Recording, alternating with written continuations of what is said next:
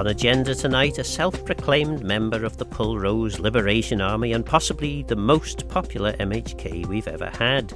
Peter Carron talks to me about politics, and I doubt you'll be surprised to learn that Peter remains unimpressed with the government. He also tells me that he's not ruled out a political comeback.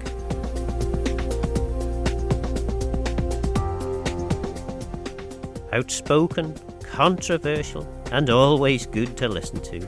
Former MHK Peter Carron.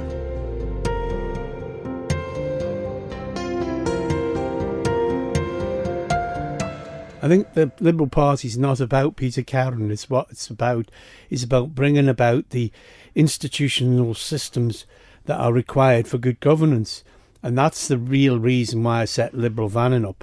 Because I'm fully committed to party politics and the yam-yatism that we have at the present time, with independence being all things to all people and generally nothing but to themselves and their own careers. Lib Van perhaps didn't do as well as in previous elections, but I think we need to get away from the spin of having to go at Lib Van. But what I think is important I'm absolutely not having to go. I'm just trying to find out. What we need to be talking about is why the voter turnout has gone down. Yeah. And when you work out that the situation is more and more people are not voting, when you allow for the situation that so many people aren't on the voters list, it's very concerning. Because I always remember Tony Benn when we came to have a meeting in the Bowling Green in the 70s, mid-70s, and he talked about the little old dear with a urostomy and with her Zimmer climbing up the steps to the polling station, and her little cross can put the superpower out of office. And that's what people need to realise. People fought long and hard for the rights for people. I'm only the last person left now. No, I'm not. I won't be the last person. There's one or two where the property vote was still part of the voters' register back in 1981. Now, we managed to change so much as far as voter participation. I mean, I am concerned that they only get one stamp per household, which is another piece of nonsense. Admittedly, one of the reasons why I was keen on everybody getting a manifesto in their personal capacity is the issue of where we used to have women were second-class citizens. Fortunately, today, you would never have nutters and timmels saying, well, if the woman got beaten up by her husband, well, she's made her bed to do it. At least we got rid of a lot of the nonsense. But what's really concerning about the election is the fact that people haven't caught on. It's more like the most strategically important election for decades. Because what we've got to remember is when I went into politics, the Isle of Man was promoted to scab employment, low wage, and not what you know, who you know, justice and opportunity. Now, you know, things today are talked about as being normal, likes of freedom of information. Information's about power, and that's why we need to make sure that everyone has that access to the freedom of information. So I am disappointed about the election. So what? What? I've tried on several occasions to try and get to the bottom of, and no doubt over the course of the next 4 or 5 years, I'll continue to try to get to the bottom of why or significantly fewer people have turned out to vote yet again. You know, I think the media is a big problem with that. Right. I think what people need to realise that when I talk about the welfare state, my father lived on 4 and 6 worth of relief tickets with the other 4 members of his family before the war. My grandfather had to break rocks and had to provide his own shovel. And if he was lucky, he got free transport out to the Doon Quarry to do so. People need to realise power needs orders. The situation is that we need to have people that are held to account. People at the top serve. That's the Celtic way. The problem is we are too much like a British colony. And you say about the media, I mean, obviously the media does what it can to report. I mean, there have been... Does it? Well, I mean, let's be honest about it. Well, you've got your housing crisis now. It breaks my heart over there. 30 years ago, if I was a new member of the House of Keys, I would be pushing for 25% of new planning permissions to have restrictions on use and ownership. I've tried for 30 years against the vested interest, but between the media and the greed and short-term greed of many of them, our colleagues, our ex-colleagues, have allowed a situation of exploitation of a basic core commodity. We need to bring into planning use and ownership, so some of the houses can only be owner occupied. You can't own it if you own a second residential property. You can't own it if you're not an Isle of Man worker, and you can't rent it out. We've got to stop this nonsense that anything goes to get a buck in. So trying to get back to this point then, are you basically saying that the people of the Isle of Man aren't as well informed as they need to be, and that's why they're not motivated? But surely, to goodness, if someone can't afford a home, they must know that they can't. But they're conditioned, aren't they? It doesn't matter. It doesn't matter who gets in. It's just so insulting when you think that I lost, 18, 19 years worth of ministerial pay because I wouldn't say black was white, and then when I was a minister, was prepared to try and create a government of national unity. And there were things I had to. I mean, we had a ridiculous situation with the preschool, which I was prepared to take on, because under the state runway, you had to have your child out at 11:30. The fact that 40% of the kids got a place the following year, were going to get a place, and 60% of the kids didn't get a thing. And of course, what we end up with is a situation where they try and make out that I was sacked over the preschool, which I was disappointed that they didn't follow through with the voucher system, because they did the damage to try and get the spite at me in that administration, and use little kids. But of course, the issue, the reason that you were removed from council of ministers was more to, was it what would you call film it? fund? The film, and massive, in my opinion, massive scandal of where and I should say, in my opinion anyway, because I was in council of ministers at the time. I heard you saying things that you'd always said, a clearly pre-declared position, but for some reason you fell foul, perhaps, of the problem is that what we've got to get away from is a one-party state. When I went into politics, basically farming and masonry ran the place. Let's be honest about it. That was the reality of the strategic policy of the Isle of Man. Today, you've got this chief officers group that's completely out of control, absolutely out of control, and that's what's going to be addressed. And it's because of the deficit in the structures of the institutions of government. That's why we need, and I'm really pleased that the Green Party and the Manx Labour Party have done so well. It's a great shame that the Green Party didn't do better, just like us. But that's the way it goes, Our chairman is somebody to be admired, as far as Liberal Vannin is concerned, a real asset. But the point is, at the end of the day, the public have to make that decision. And I do think that part of education needs to be taught to these kids. I was always an old head on young shoulders. The old people used to tell me horror stories about the social injustice. That's how I went into politics. I decided at 15 to become an MHK. They thought I was a lunatic. Somebody from a member of the PLO, the Poor Rose Liberation Organisation, could have become an MHK. I was the son of a crane driver, of a labourer, with none of the fringe benefits. But I do think one of our biggest problems is bringing about the institutions of good government. And is this not, though? You demonstrated throughout your political career that someone from fairly humble background can actually get elected and can influence significantly what's going on in Tynwald. So why are people not following your lead? Why are so many people so it's apathetic? So horrible, isn't it? Let's be honest about it. I couldn't repeat. One of the girls in the canteen, but people who know will remember the story I tell of that. But the point is, it's not a nice place if you don't toe the line. And when you have ministers telling you they'll have we've got you this time, we'll have your effing house off you this time, you effing babe, whatever. Yeah. Do you know what I mean? That at least that sort of teeth have been drawn now. The issues of and you can be unpopular. I mean, my lot were all orgasm over the Queen, and I mean, I think the institutions of the United Kingdom having a constitutional monarch is a great thing. But for the United Kingdom, whether it is for the Isle of Man, we need to make sure, if we've got to hold on to anything, we need to hold on to our Court of Human Rights as far as the island's concerned. But the issue of being, you can do unpopular things. I threatened them with a private members bill overhanging.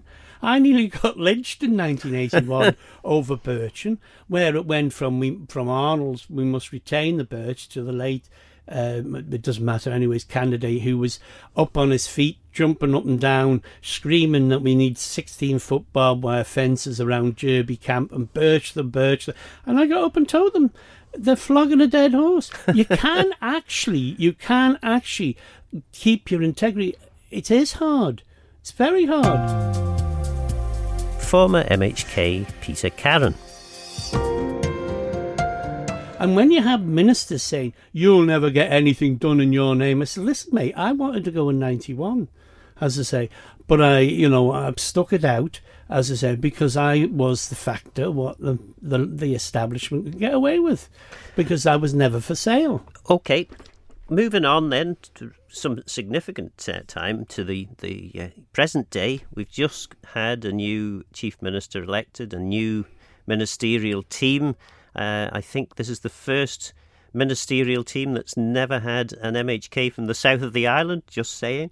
Any thoughts on... I don't think it matters about that. It's a bit like the MLCs. You know, they've got to be women. That's equally as wrong as if they've got to be men. The whole idea of legislators, whether they're in the Keys or in Legislative Council, you create the environment. I'm a lefty, you know what I mean? I'm a liberal.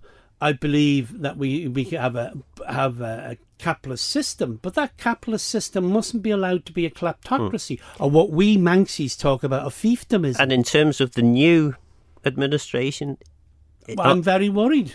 To be honest with you, I'm very worried because I don't think they learned any of the lessons. I mean, me and Noel Crindle, we were chalk and cheese, as you know. But I mean, there were some things that we are totally agreed on, like you don't leave debt for the next generation. The big issue that the likes of Peter Willis was trying to get over is the economy.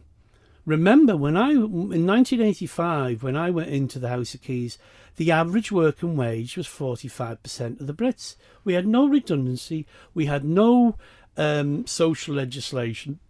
And the Labour Party then, the Manx Labour Party then, before it went native, and I'm not talking about now, I'm talking about then. I mean, under the recognition of Eddie Lowe, because we were all a bunch of dumb blondes, if the truth's known, whether you were female or male. He was the one who was the tactician that worked with Mousey as far as the getting about 80 years worth of social legislation. We've come a long way. People talk about corruption today. I mean, when I first was elected, the police had to salute you, so they're not going to book you.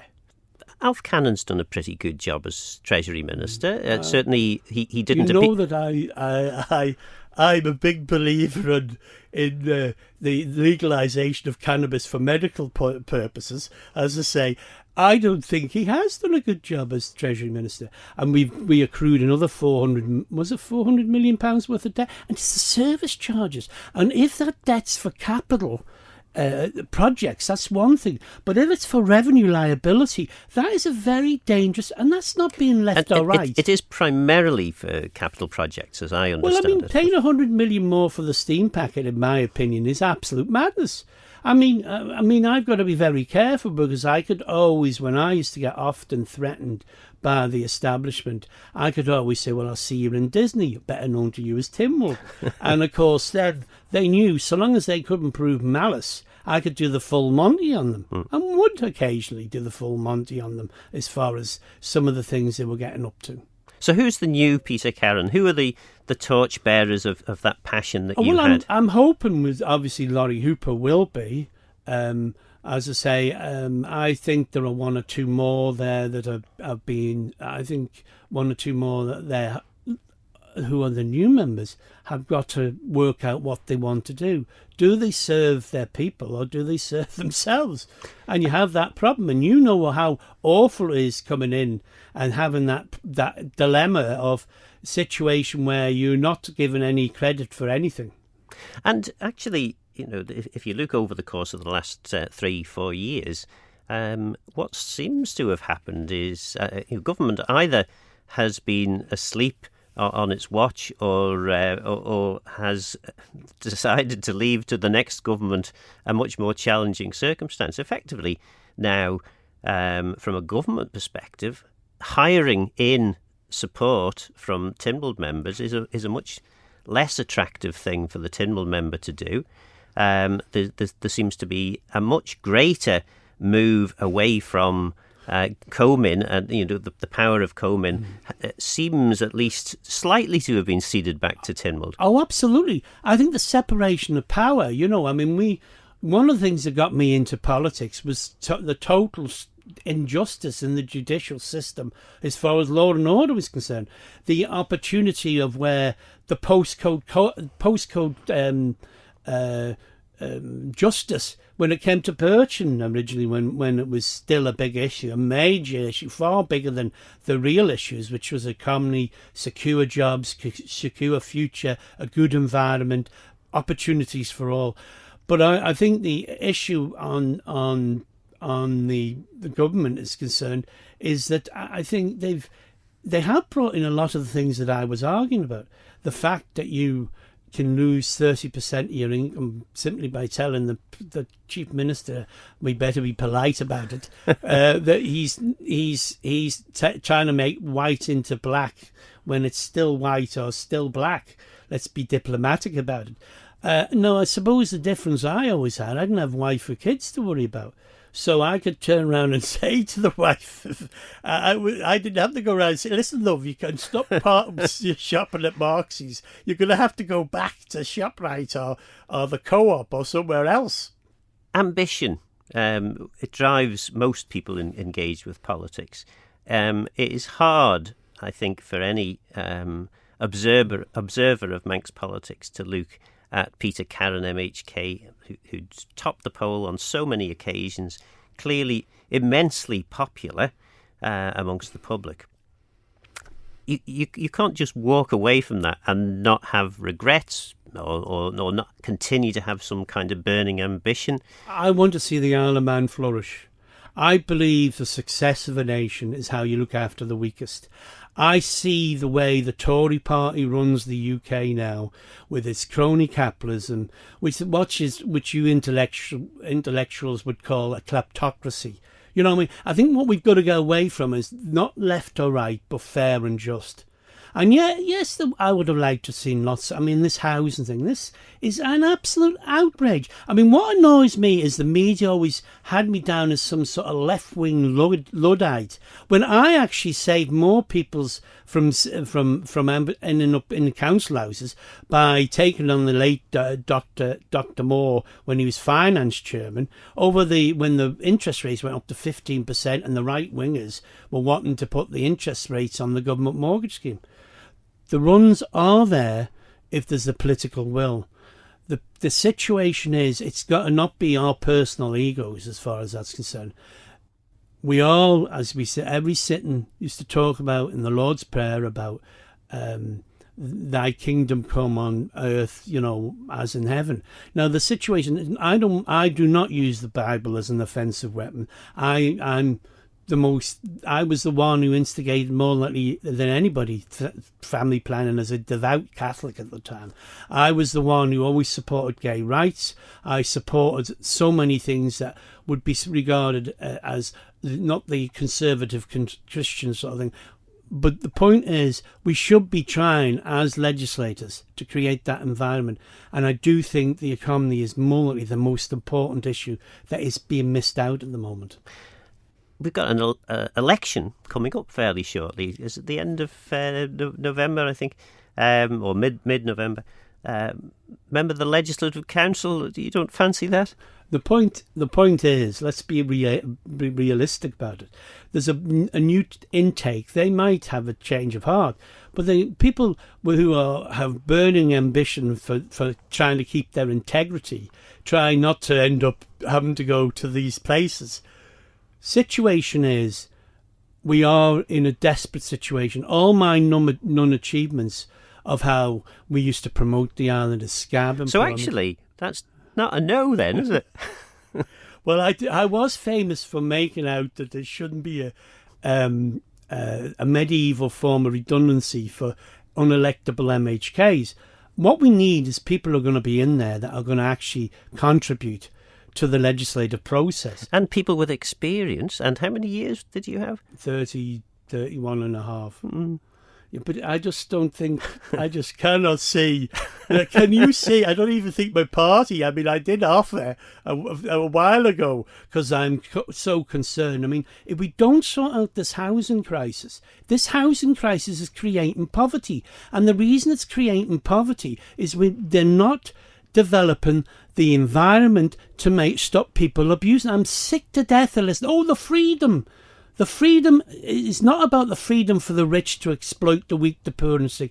The freedom should be for us to protect people. And at the moment, the housing crisis, we have got to address the issue of the commercial ability of certain houses. And we need to, I'm sick to death of listening about all these rich council house tenants. The reason we have a housing crisis is not to do with people who have got money in council houses. It's to do with people getting out of bed with a vested interest. Because at the end of the day, a price of a house is academic to the working person who only owns one house, because if they sell in that market, they've got to buy in that market unless they're going into a home. So, MHKs, if you're listening, that's a definite maybe from Peter Carron. And having sort of given us that definite maybe, then perhaps we need to question a little bit. I mean, you have had all those years' experience, 31 plus years in the House of Keys. Would you not have expected that you could have left with a broader, a bigger legacy? I think possibly one of the criticisms that people might have of you is actually you weren't a team player as much as perhaps you could have been. I think that's a legitimate argument, but the problem is somebody needed to be the guy that said foul. And the point was, at least now we've levelled it up more, so that people cannot be part of the executive club and are not really severely affected. Yeah, the incentive's not there. How I would have with the C. I mean, we've got a C. You got your members of Tynwald that we had who had more air miles than an astronaut, as I say. And what purpose did it serve? You know what I mean? I'm not going to go into that because, I have to be careful. I'm really pleased because when I went into politics, like people like Ted Ranson and people like that, who were people to look up to, said, son, don't waste your life. Go and have a nice life. If you're going to go in there, you can't have any business interests. You've got to have 6 months' pay and be able to get in a boat in a hoodie if you want to do the job right. And I tried to do the job right. I think the situation is I've only got a lot more non-achievements than people realise.